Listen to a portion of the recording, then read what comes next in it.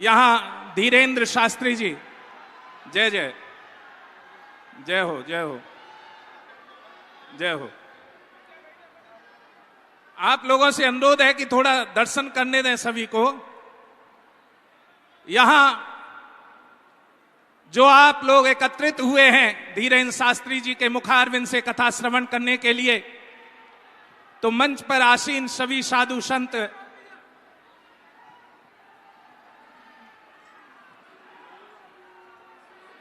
एक विशेष ध्वनि जय श्री राम की चल रही है। इसी से पता लगता है कि धर्म ध्वजा के लिए यहां कार्य हो रहा है। मेरा सभी संतों से आशीर्वाद लेते हुए धीरेन्द्र शास्त्री जी,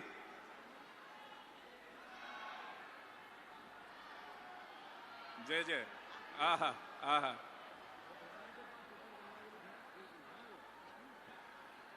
गुरुदेव की विशेष कृपा, जिसके शीश के ऊपर गुरुदेव की कृपा होती है वही धर्म ध्वजा को धारण करता है।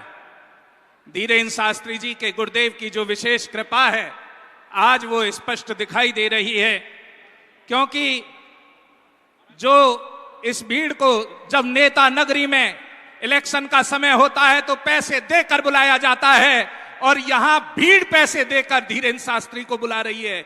यही फर्क है एक राजनेता में और एक भगवान के भक्त में। यहां पर धीरेन्द्र शास्त्री जी हमारे अखाड़ा परिषद के अध्यक्ष हैं रविंद्रपुरी जी महाराज, उनसे आशीर्वाद लेते हुए, उसके पश्चात में फूलडोल बिहारी दास जी से, जितेंद्रानंद सरस्वती जी से, मुनि जी महाराज से एवं अन्य संतों से आशीर्वाद प्राप्त कर रहे हैं। ये एक विशेष कृपा है कि जहां पर देखो कहा गया है हरि अनंत हरि कथा अनंता, भगवान के अनेक अनेक रूप हैं, लेकिन उन रूपों में भगवान की व्याख्या करने वाले भी अनेका अनेक हैं। लेकिन फिर भी जिस प्रभु श्री राम के आधार पर इस भारतवर्ष में जय घोष होता है वो कहीं अन्य नहीं होता। अभी हमारे हरिहरानंद जी बोल रहे थे धर्म की जय हो, ये है हमारा सनातन धर्म, जहां पहले धर्म की जय हो बोलता है। ये है हमारा सनातन धर्म जो कहता है प्राणियों में सद्भावना हो। ये है हमारा सनातन धर्म जो कहता है विश्व का कल्याण हो। और कहीं पर किसी धर्म में विश्व के कल्याण के बारे में नहीं कहा जाता है, लेकिन ये हमारा सनातन धर्म है जहां पर बोला जाता है कि विश्व का कल्याण हो। तो आप लोग इस बात का ध्यान रखें। अभी हरिहरानंद जी ने भी बोला था कि विश्व का कल्याण हो, और आपने भी उसका साथ में अनुमोदन किया। मैं सामाजिक समरसता की बात कर रहा था, और सामाजिक समरसता में नर और नारी नहीं, आधा पक्ष एक और है, और वो है किन्नर समाज। किन्नर अखाड़ा के महामंडलेश्वर पवित्रानंद गिरी जी महाराज से कहूंगा कि वो भी भारत की सनातन संस्कृति को मजबूत करने के लिए अपने दो शब्द जरूर कहें।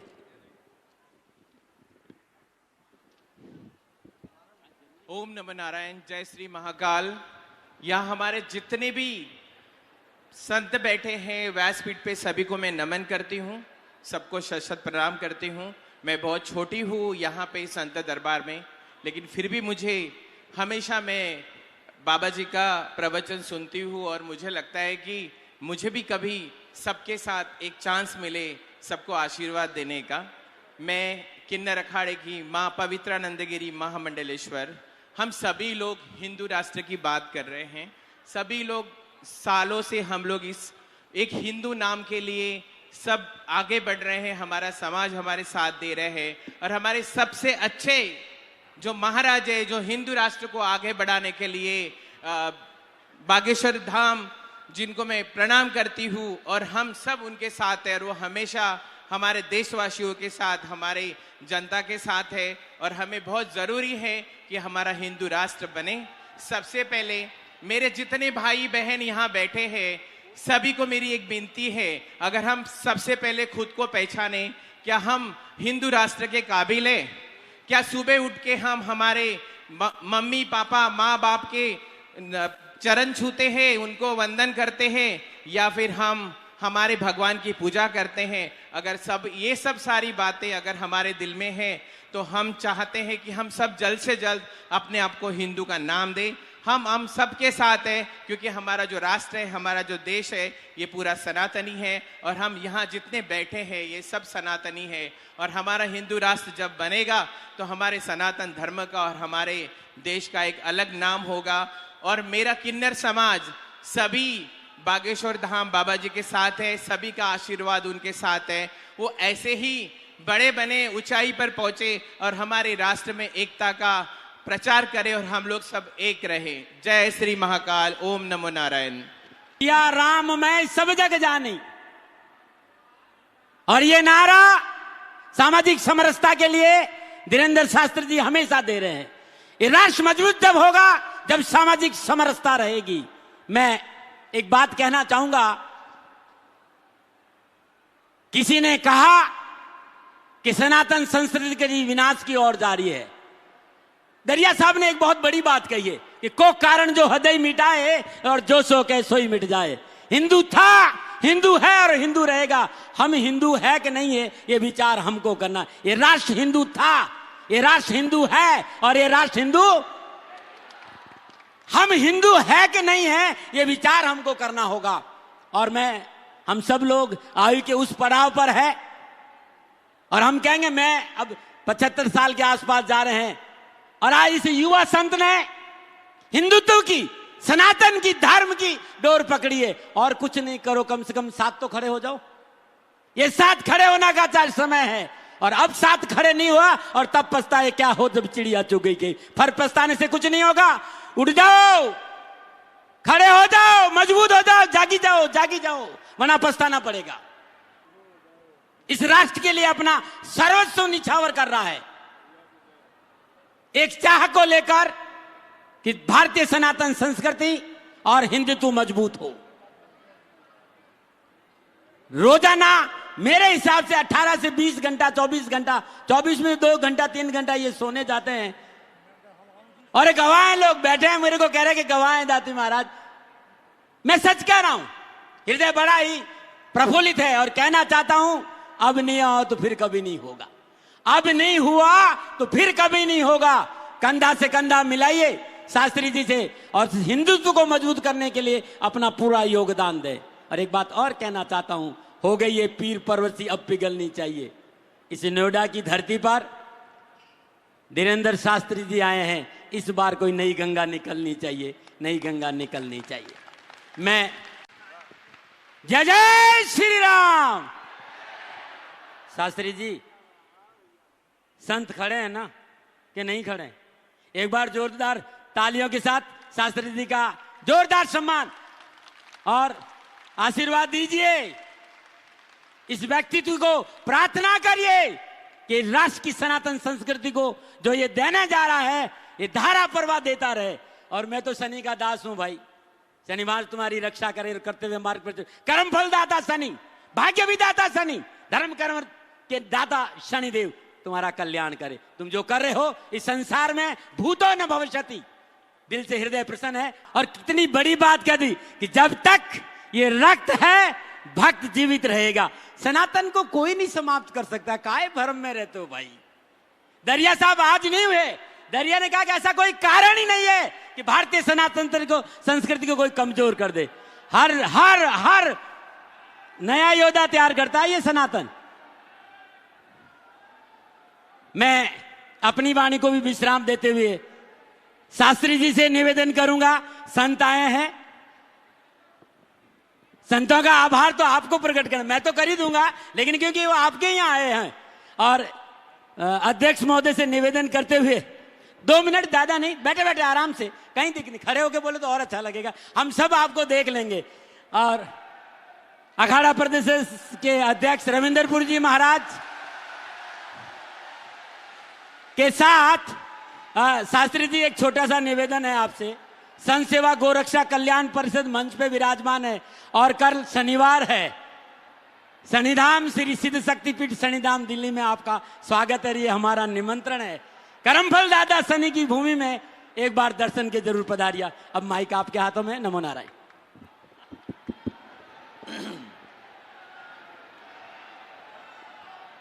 नमः गुरुभ्यो गुरुपादुकाभ्यो नमः परेभ्या परपादुकाभ्या आचारु सिद्धेश्वर पादुकाभ्यो नमोस्तु सीतापति पादुकाभ्या ध्येयं सदा परिभवग्नमभीष्टदोहं तीर्थास्पदं शिवविरञ्चिनुतं शरण्यं भृत्यार्तिहं प्रणतपालभवाब्धिपोतं वंदे महापुरुष ते चरणारविंदम।